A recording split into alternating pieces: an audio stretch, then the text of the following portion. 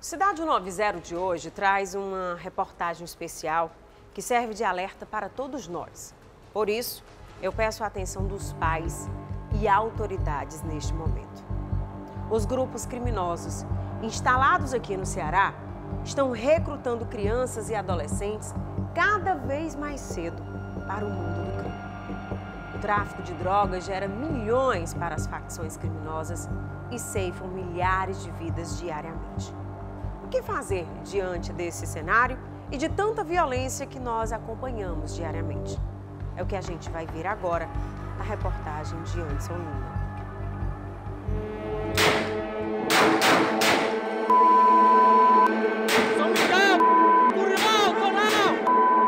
Violência que avança.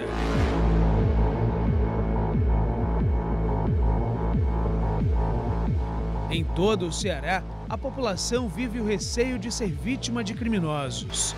Nas periferias, uma guerra sem fim. Carrega. Carrega, segura. As facções disputam cada centímetro de territórios na capital e no interior para expandir o tráfico de drogas. São verdadeiras organizações que mantêm exércitos de seguidores, entre eles crianças e adolescentes. Vamos avançando. Os jovens são recrutados perto de casa, da escola, pela internet. As promessas variam e despertam muito interesse. Quais as perspectivas de futuro que se apresentam para uma criança e adolescente de uma periferia de Fortaleza, né? É trabalhar em subempregos do mercado de trabalho capitalista que são super explorados, né? Trabalham muito, ganham muito pouco. E aí, nesse processo, entra a facção oferecendo outros tipos de ganho. Cadê vocês? Deu vocês carro aqui, cadê vocês? Nós estamos aqui, ó, no problema de vocês. Estamos aqui, ó. Tô te querendo, viu? Não pra roubar cidadão, nem matar cidadão não, viu? Igual que vocês fazem.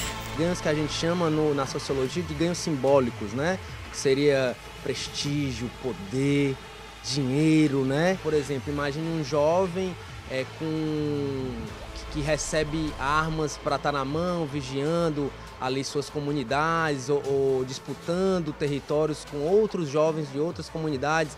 Isso para adolescentes, né, de 13, 14, 17 anos, traz um prestígio de representatividade, que a gente chama na sociologia de poder simbólico, que ele não tem nas outras ocupações que a sociedade colocaria para ele, né?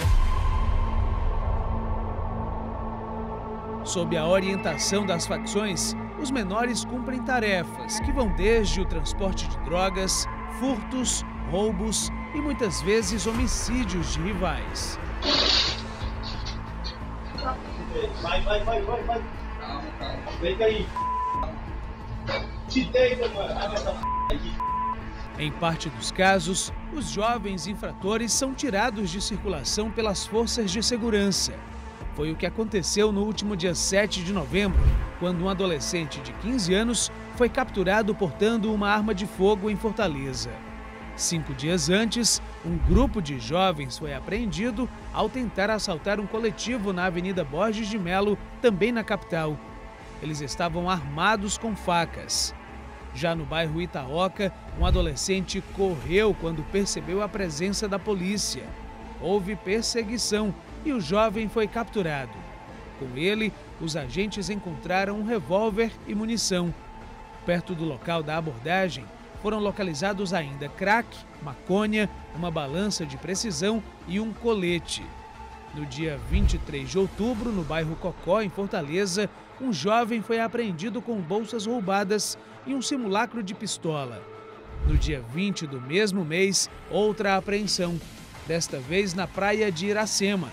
O adolescente de 16 anos foi localizado com crack e maconha. Em todos os casos, os menores foram encaminhados para a delegacia da criança e do adolescente. Algumas ações são isoladas, ou seja, têm origem em decisões individuais desses jovens. Boa parte, porém, é executada por influência das facções criminosas e sem questionamentos.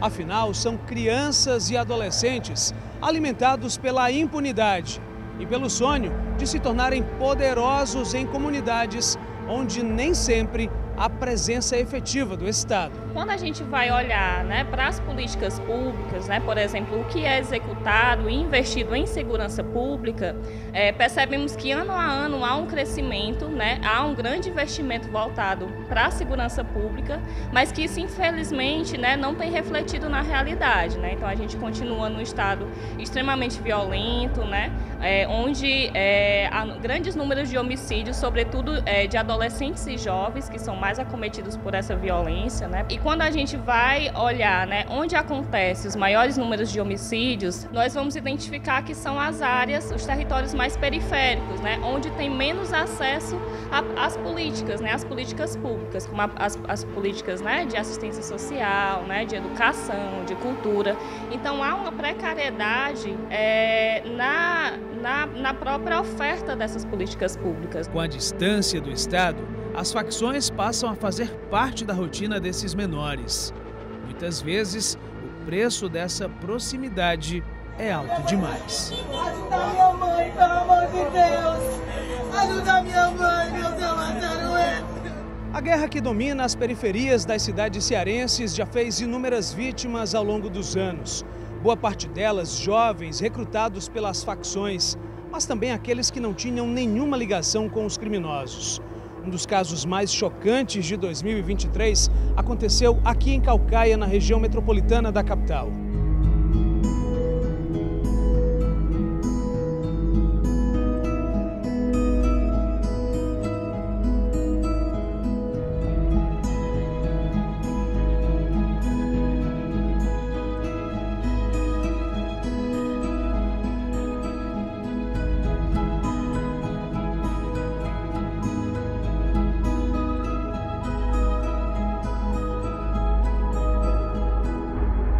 Dois irmãos de 15 e 22 anos desceram nesta estação do metrô.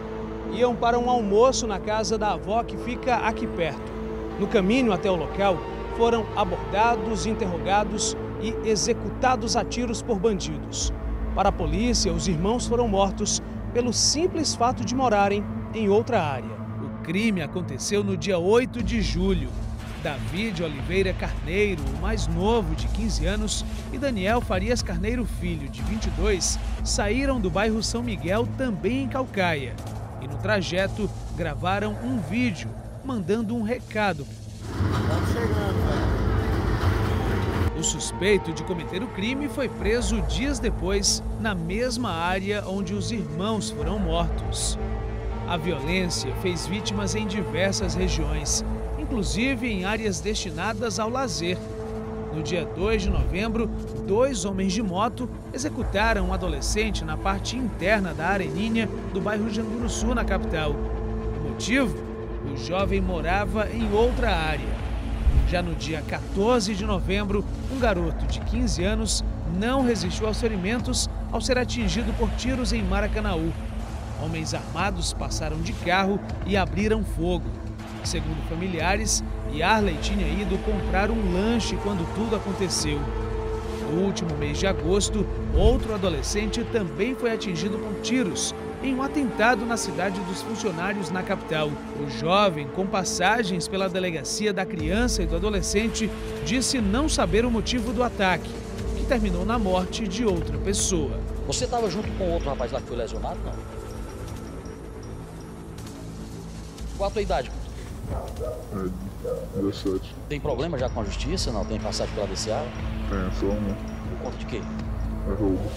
5-5? 5-7.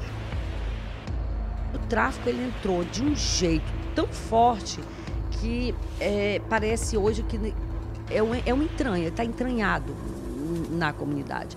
Então, o que a gente vai fazer para desentranhar isso aí? Contribuir com ações concretas para que esses meninos não cheguem a entrar no tráfico. E quando ele entra, de fato, a situação fica muito pior. Por exemplo, hoje a Pastoral do Menor, ela trabalha com justiça restaurativa e cultura de paz nas escolas. Ela fez essa opção justamente porque acredita que a escola, como é um espaço onde esses adolescentes passam uma boa parte do seu tempo, é também um espaço onde a gente pode atuar para ajudar na construção de outros valores com esses adolescentes, fortalecer esses adolescentes na sua subjetividade e cuidar dos que querem sair e cuidar das famílias, para que as famílias possam cuidar de seus filhos. O juiz Manuel Clístenes revela que quase 100% dos casos envolvendo jovens que chegam à vara da infância e da juventude de Fortaleza têm características semelhantes, relacionadas às condições de vida dessas pessoas. 99% dos adolescentes que a gente atende aqui moram em zonas consideradas zonas de risco da cidade, são favelas,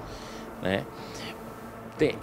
Possuem algum tipo de componente de abandono, ou seja, ou só é criado pelo pai, ou só pela mãe, ou por uma avó, ou por um avô, ou por um irmão mais velho, né?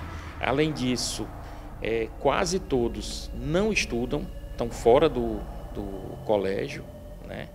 E as famílias ganham, no máximo, 2 salários mínimos. Essas pessoas estão muitas vezes presas dentro de um pequeno quadrado, né, ali da favela, elas não podem transitar no entorno, porque o entorno já é da gangue rival, da facção rival, né? E aí ficam privadas, inclusive, dos serviços públicos mais básicos, como de saúde, educação, lazer.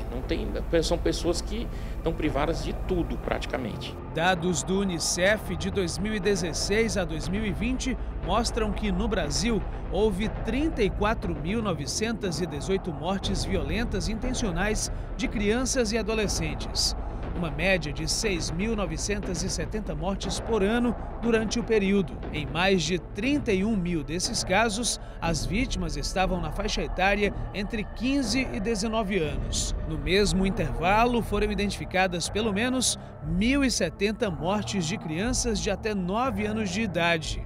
Em 2020, foram 213 mortes violentas intencionais nessa faixa etária. Na avaliação do pesquisador do Laboratório de Estudos da Violência, Arthur Pires, não existem caminhos a curto prazo que consigam reverter essa situação. Essa mudança necessariamente passaria por um investimento de políticas públicas relacionadas com educação, cultura, lazer, esporte. O que a gente vê, infelizmente, é que o Estado ainda prioriza muito mais a segurança, a vigilância, em detrimento da cultura, do lazer, do esporte, da educação. Se fossem investidas políticas públicas que valorizassem essa riqueza cultural, comunitária, associativa, dessa camada trabalhadora da cidade, aí sim a gente poderia começar a pensar em mudanças, né? Acesso à cultura, esporte, lazer, educação de qualidade pode ajudar a reverter a situação ou amenizar os efeitos da violência entre os jovens. O trabalho realizado pelo Centro Cultural Bom Jardim é um dos exemplos. A partir dessas ações, a gente tem um princípio fundamental que é ser um centro cultural de base comunitária. Isso garante para a gente vínculo com a comunidade. A partir desse vínculo que a gente pensa uma política cultural que trace novos planos de vida, novos horizontes para a comunidade. Nesse sentido, o Centro Cultural Bom Jardim, aqui no território do Grande Bom Jardim, aparece de fato assim como um pilar de uma política de Estado que se materializa na comunidade, que a partir desses princípios consegue pensar outra estratégia para lidar com a violência, pensar outra estratégia para lidar com a vulnerabilidade histórica do território.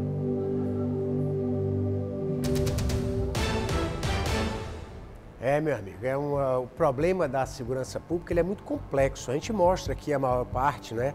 Polícia, repressão, enfim, mas essa parte preventiva, de cuidado com as nossas crianças, com os nossos jovens, evitar que eles enveredem, né, pelo mundo do crime, esse é um trabalho importantíssimo, é essencial, né? Não tem como a gente não mostrar. Parabéns, né, a toda a nossa equipe que fez essa matéria, nosso querido Anderson Lima, né? Realmente é um problema muito complexo, né, que não se resume só a mais repressão, mais cacetete, né? É óbvio que nós vivemos um momento tão difícil que a gente precisa sim reprimir os criminosos, mas cuidar da base para que isso não se perpetue como está acontecendo atualmente.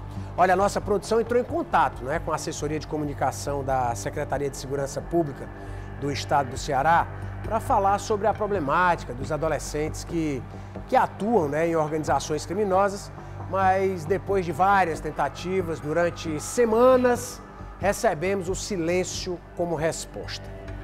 Estamos abertos, né, a uma resposta que não é para a gente, que não é para nós aqui do Estado de 90, é para toda a sociedade que acabou de ver essa matéria aí, certo? Então, meu amigo, quem cala consente, né? Parece que não estão fazendo muita coisa não, e os nossos adolescentes mergulhando na criminalidade o tempo todo.